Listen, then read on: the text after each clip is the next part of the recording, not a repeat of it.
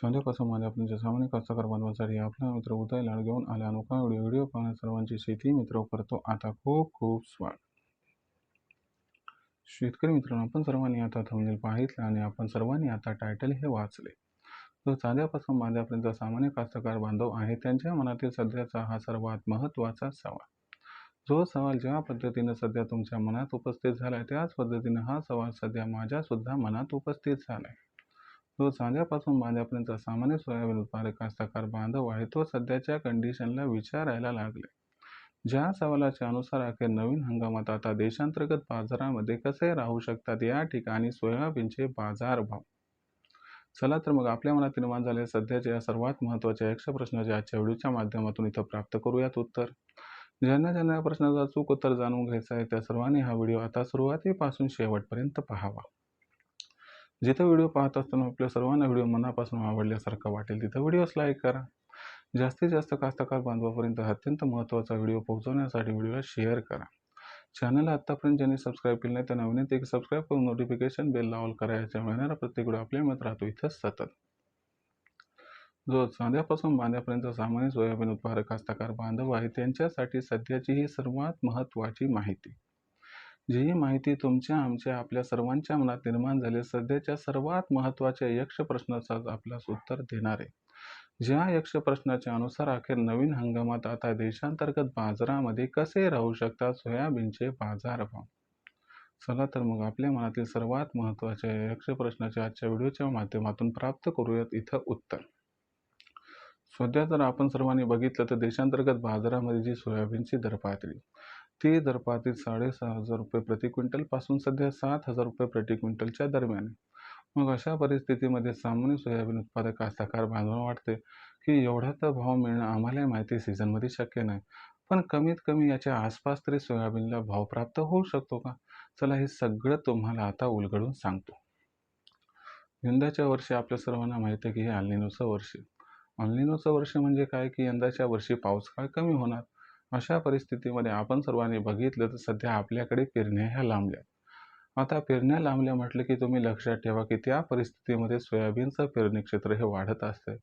अशा परिस्थितीमध्ये लगेच टेन्शन घेऊ नका की सोयाबीनचं पेरणी क्षेत्र वाढलं म्हणजे उत्पादन खूप जास्त होणार. याचा अर्थ आता नवीन हंगामामध्ये सोयाबीनचा दर कोसळणार. सगळं गणित असंच असते असं नसतंय. लक्षात घ्या मित्रांनो, यंदाच्या वर्षी सोयाबीनचं पेरणी क्षेत्र जरी वाढलं तरी देखील तुम्हाला सांगतो उपयुक्त वेळी पाऊस न पडल्यामुळे म्हणजे फुलोरा अवस्थेमध्ये फुलातून या ठिकाणी शेंगा भरण्याची अवस्था आणि शेंगा भरत असताना सोला परिपक्व होण्याची अवस्था ही जी स्टेज असते इथं पावसाची खूप जास्त गरज असते. पण यंदाच्या वर्षी पाऊस काळ हा तुम्हाला त्या स्टेजमध्ये जास्त होताना दिसणार नाही, कारण पावसामध्ये आपल्याला खंड दिसणार. अशा परिस्थितीमध्ये जरी सोयाबीनचं पेरणी क्षेत्र वाढलं तरी देखील सोयाबीनच्या उत्पादनात खूप जास्त वाढ होईल याची शक्यता दिसत नाहीये. याच्यामुळे एक पॉझिटिव्ह व सकारात्मक बाब आहे की आपल्याला भविष्यात उत्पादन वाढीमुळे सोयाबीनचा भाव घटेल याची शाश्वती व शक्यता इथं नाहीये. मग सोयाबीनचा दर नवीन हंगामात कसा राहू शकतो. लक्षात घ्या मित्रांनो, सुरुवातीला असं म्हटलं गेलं होतं की अमेरिकेमध्ये सोयाबीनचं पेरणी क्षेत्र भरपूर वाढू शकते.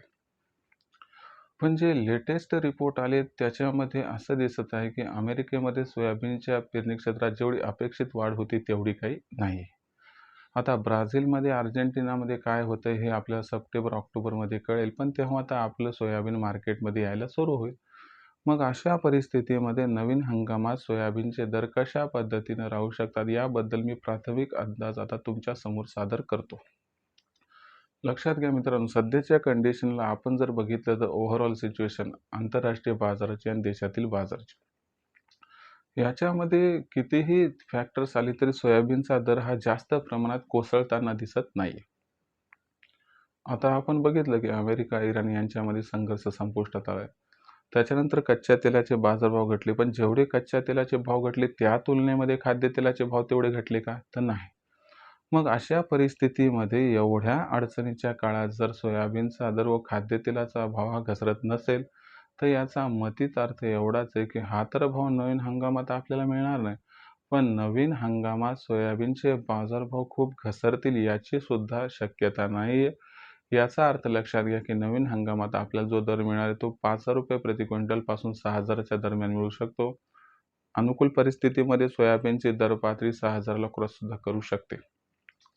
पण यंदाच्या वर्षी सोयाबीनचा बाजारभाव 5,000 रुपये प्रति क्विंटलच्या खाली सुरुवातीला जेव्हा ओलावा असतो तो जर काळ 15-20 दिवसात सोडला तर आपल्याला काही दिसणार नाही. यंदा दिवाळीच्या नंतर सोयाबीनचा भाव 5 ते 6,000च्या दरम्यान राहील. किंबहुना जो हमी भाव आहे त्याच्या आसपास सोयाबीनचा दर राहण्याची शक्यता, मग 5,500च्या आसपास राहण्याची दाट शक्यता दिसत आहे. तर ही सध्या तुमच्यासाठी पॉझिटिव्ह व सकारात्मक बाब आहे की सोयाबीनचे दर हे आपल्याला नवीन हंगामात चांगले दिसणार आहेत. भविष्यात इथून पुढे देशात सोयाबीनचे दर कसे राहतील याबद्दल अधिक अचूक माहिती जाणून घ्यायची असेल तर पाहत राहा आवडते यूट्यूब चॅनल शेती मित्र. व्हिडिओमधील माहिती आवडली असेल तर व्हिडिओस लाईक करा. कास्तकार बांधवापर्यंत हा महत्त्वाचा व्हिडिओ पोहोचवण्यासाठी व्हिडिओ शेअर करा.